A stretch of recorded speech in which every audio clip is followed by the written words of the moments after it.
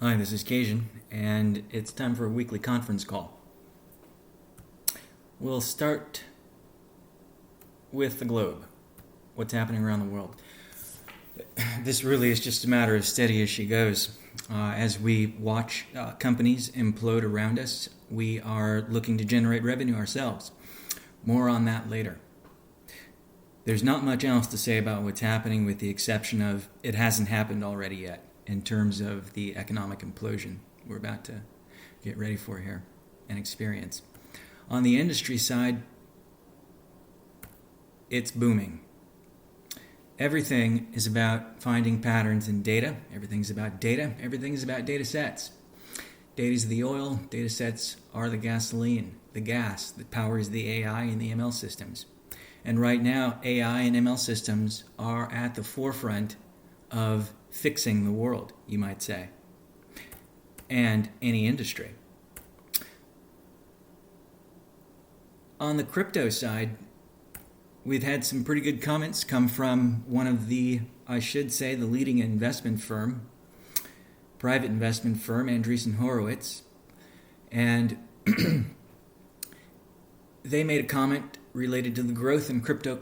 The growth in the cryptocurrency sector has been choppy yet consistent, and that's nothing but a good thing for all of us, of course. Then we've got Overstock. Overstock is a publicly traded company. It's been around for quite some time. It's got quite a past, very interesting past. It was one of the first U.S. public companies to introduce Bitcoin as a payment method, and they've been into crypto ever since. They've extended accepting, 40 plus cryptos or whatever it is. And recently, they've wanted to, because they're publicly traded, they have a public stock, the symbol is OSTK, and they want to release a crypto that represents 10 shares of OSTK. That's a very interesting scenario because they're paving the way for us. And we'll have a few more updates on that in future conference calls.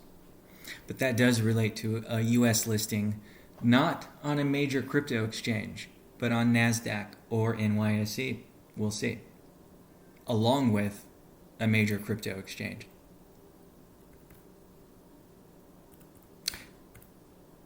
On the corporate side, we have established a special operations team to oversee everything that's on the critical path, everything that needs to get done. Every member of this special operations team has some level of accountability, responsibility, or ownership over something that's involved with a critical path to revenue. And this team, it's so critical for us right now as a company to generate revenue. It would highly distinguish us as a company, and it would show, obviously, clear value. The benefits are ridiculously obvious. Now, in order for us to achieve revenue, the reason we've established this team is to make sure that when something stops along this onboarding process, this customer onboarding process to revenue, when something stops, everyone will know where it stops, who owns it, and be ready to resolve why it stopped and getting it going again. This happens often. This is where companies fail. It's getting to revenue. And if you don't look after it every step of the way, something will fall by the wayside.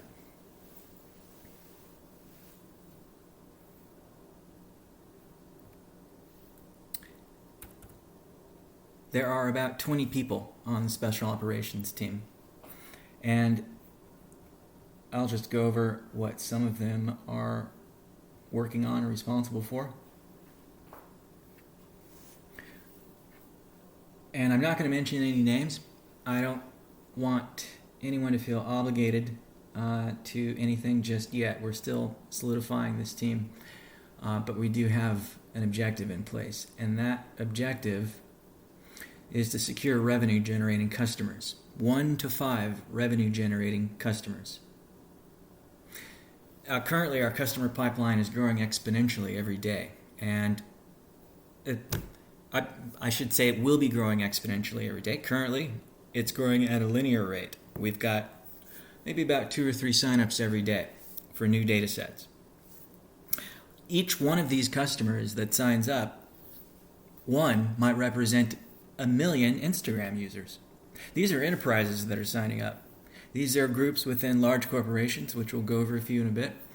But each group or each sign up could represent 1 million a month for us. And acting like $1 billion or $1 trillion company, that's how we have to treat our customers, like they're $1 billion or $1 trillion customers, no matter who they are. And that's another reason we've established this team. And the team is going to be working on things related to data engineering, data sources, graph visualization, DevOps, data set distribution. And I'm on for capital for new hires, design and graphics, QA and support, customer onboarding, customer trader support, customer operations, board level strategic observation and feedback, scientific validation and strategy, and trustology, custodial coordination, along with general customer support and liaisons to engineering, liaison activity to engineering based on feedback we get from the customers. So that's on the core corporate side. That's the update there. On the engineering side, we've got a new hire.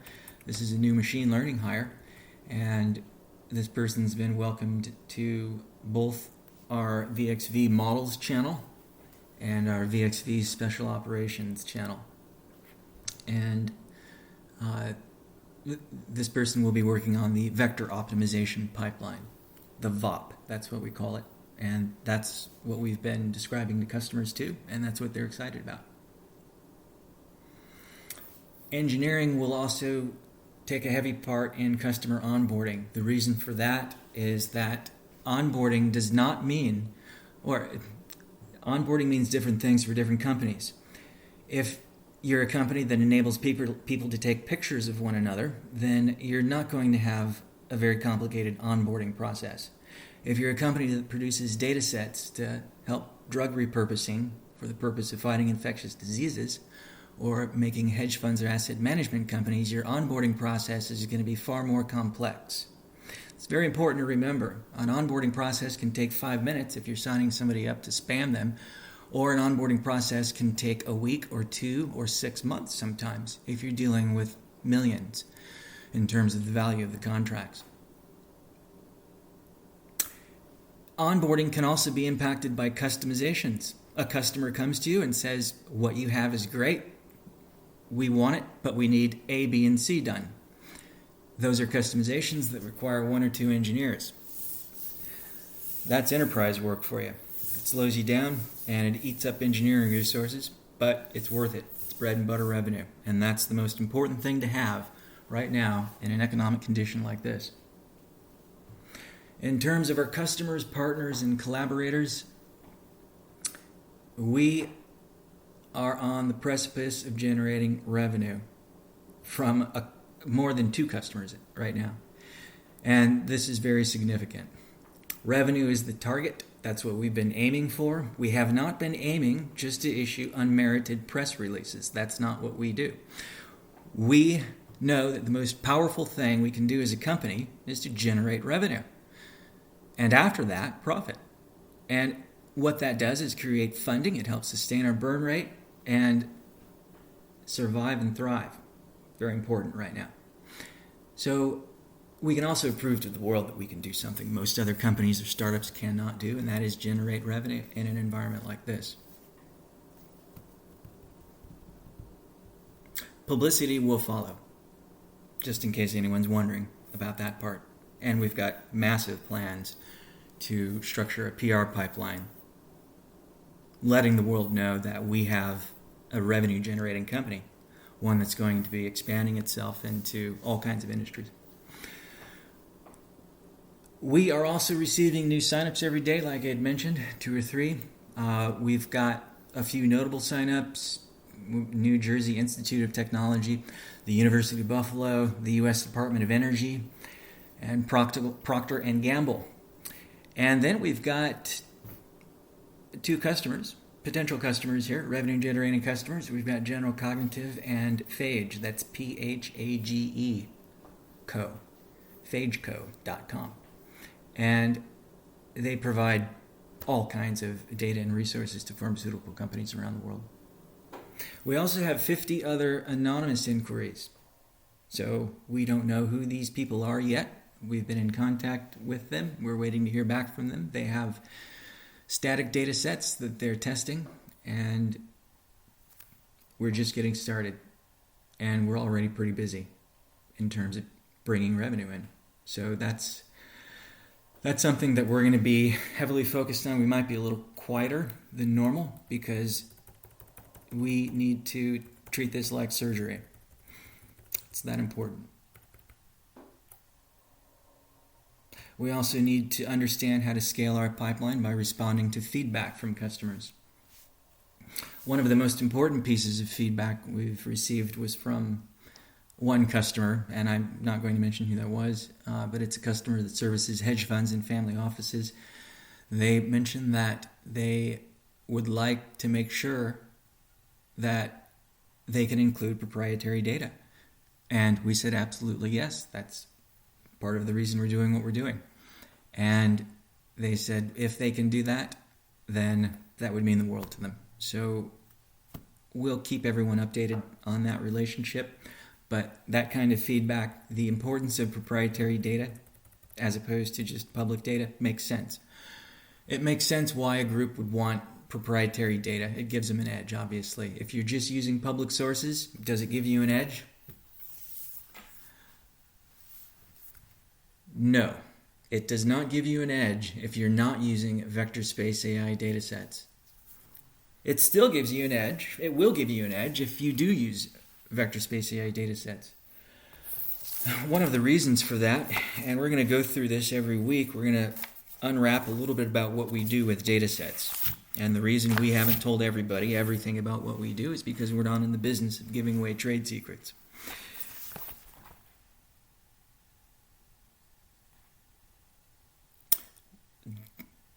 When you look at data sources, you can combine public and private data sources. But if you just look at public data sources, you can combine them in proprietary ways. That's important to remember.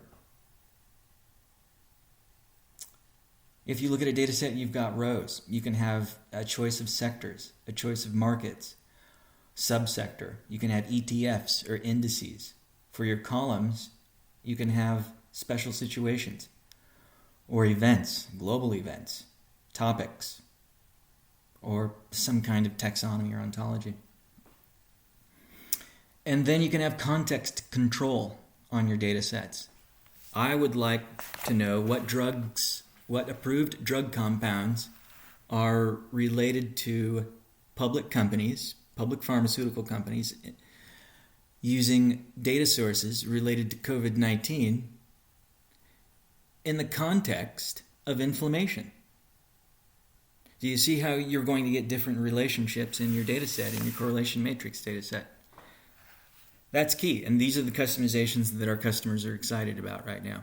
And that gives them a proprietary data set each time that they can then update. And another piece of feedback we got is that, yes, updates are hot. This one group absolutely wants as many updates as we can provide them on the minute. That's what we provide. And pretty soon we'll provide absolute real time, near real time before then, every second.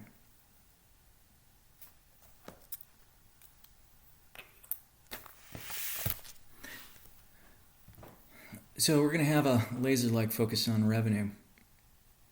And if I went through this list of customers and partners and collaborators that we're talking about, if we look at this in the context of revenue, here's what we have. We've got General Cognitive at immediate revenue. We've got PhageCo, possible revenue. S&P Global, customer revenue. Possible investment, possible M&A. We actually talked about that when we talked to them over the phone.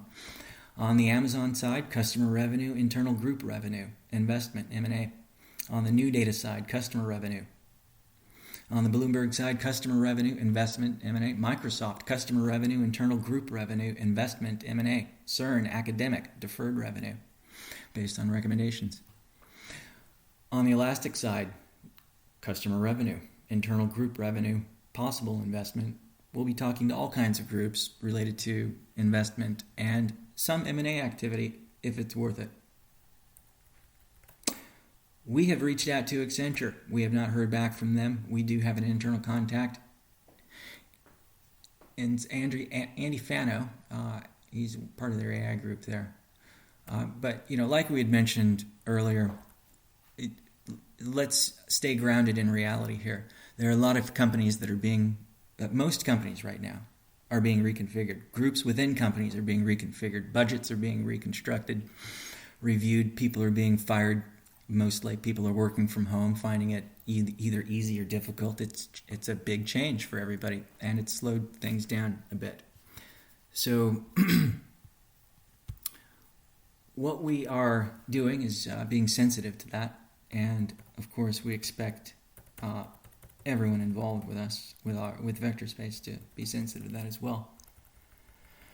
So we can look to S&P Global as a really important opportunity for us in terms of revenue and just breadth and scale. Amazon, obviously the same deal. They're more on the life sciences side. We are still waiting for them while we're doing a bunch of other things also related to Bloomberg. And our primary focus are, of course, the revenue-generating customers that we have in the pipeline right now. The targets being General Cognitive and PhageCo immediately. LCX, let me start with Microsoft. We've had individual groups inside Microsoft sign up to use their data sets. On the LCX side, we're still working with them. We're waiting to hear back from them related to feedback on our API and a few other things. We are also going to be talking with Chainlink. We had someone who's familiar with the Chainlink team contact us, and I don't know how much they're involved with the Chainlink team, but they are suggesting that we work together, and so we're exploring a potential partnership with Chainlink where they would distribute our data sets. We'll talk more about that next week and throughout the course of the week on our Telegram channel. We have registered with Tableau. So as you know, Tableau is a publicly traded company, or used to be. They were acquired by Salesforce, I think it was. Anyway, their symbol was Data, I believe, DATA. At any rate, they also work with Elastic. They're probably the world's second largest visualization company, with the first being Palantir. They have a COVID-19 coronavirus data resources hub where we can distribute our data sets. And that just brings in more business. And I should probably mention at this point that we are not so much interested in advertising based on the inquiries that we're receiving every day and the customizations that we can foresee. We are focused on landing the revenue side here. So that's what we're going to do. And that includes a focus on the product too. And distributing data sets to data set hubs, that is a secondary priority.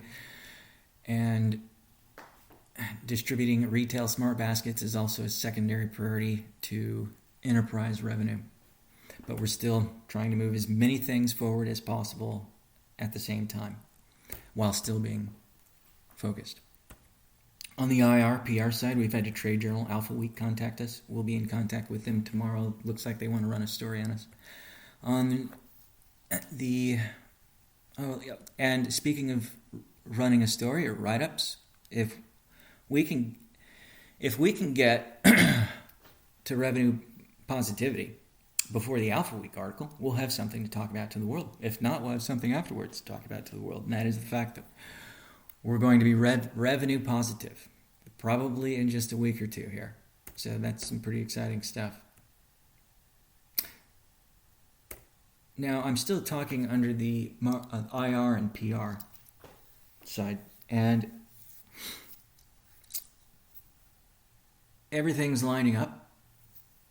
When S&P Global's ready, or Amazon, or Microsoft, Bloomberg, New Data, whoever it is, they are all irons in the fire, and in process, they're like horses on a track. And the nice thing is, no matter what horse crosses the finish line, we win every single time.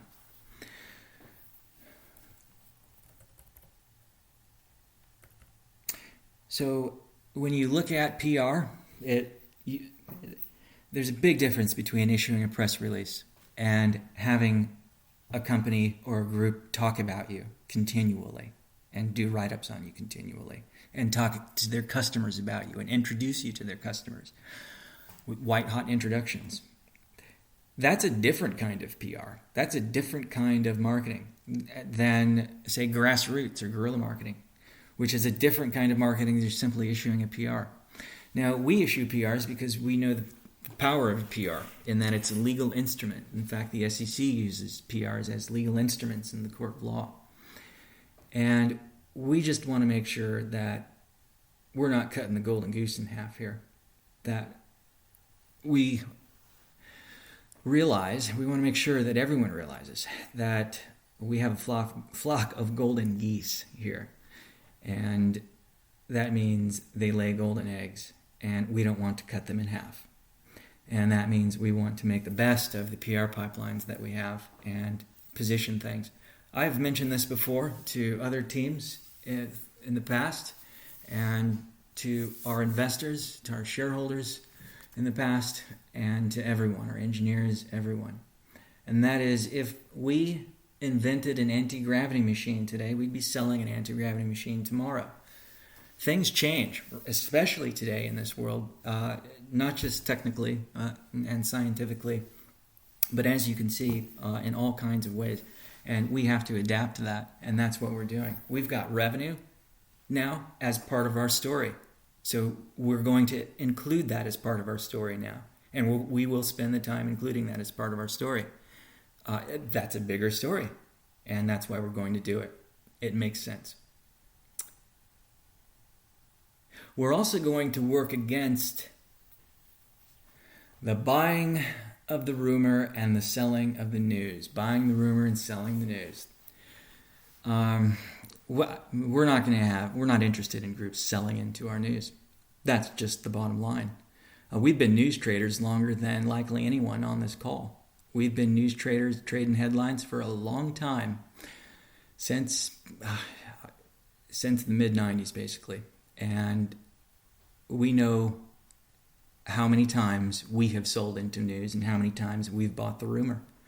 We've taken half off the table. We've taken a quarter off the table. We've taken it all off the table after the news has been released. We also know the power of what companies like Apple do that have very restricted PR pipelines. And the power of the element of surprise.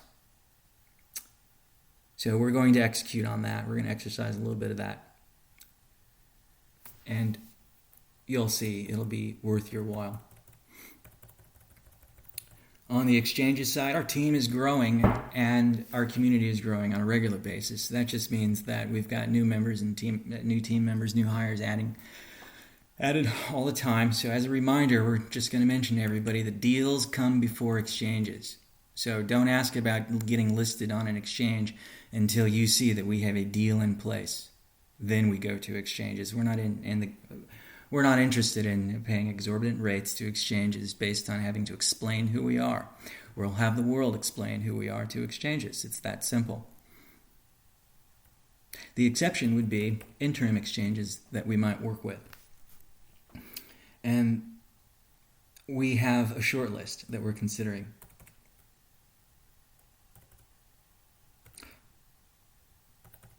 On the investment club side, that's to be determined. We'll have updates later on that. That's going to be after a deal as well, whether it's revenue or the Amazon or Microsoft or Bloomberg or S&P deals. On the strategy side,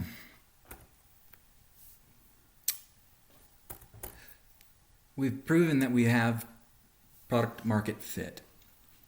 And that's based on the uptake that we're receiving right now.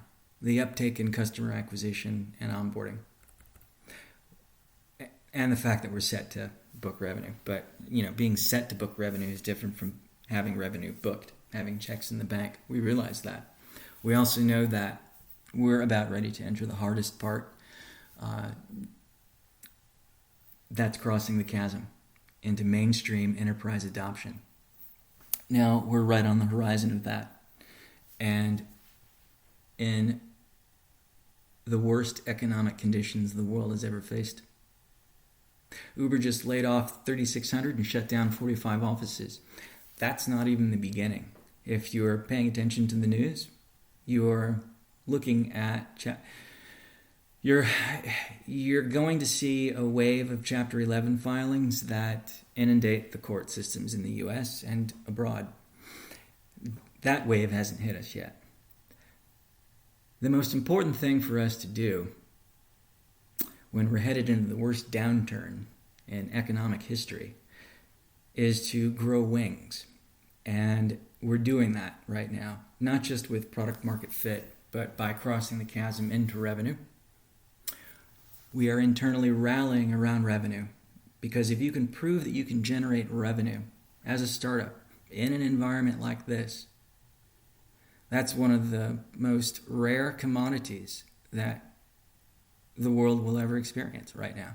Are companies that, and growing wings, this is a term that SoftBank used when it talked about unicorns falling into what they called the coronavirus pit and not being able to get back out. They had a pretty interesting illustration of unicorns walking uphill, and then there's a huge pit, they fall in, and only one gets out because it grew wings.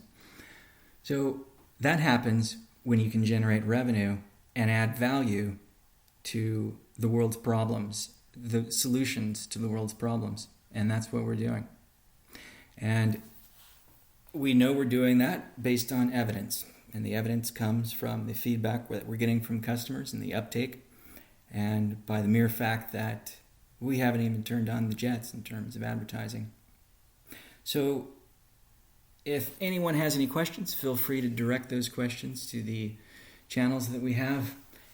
Otherwise, I will see you next week and online.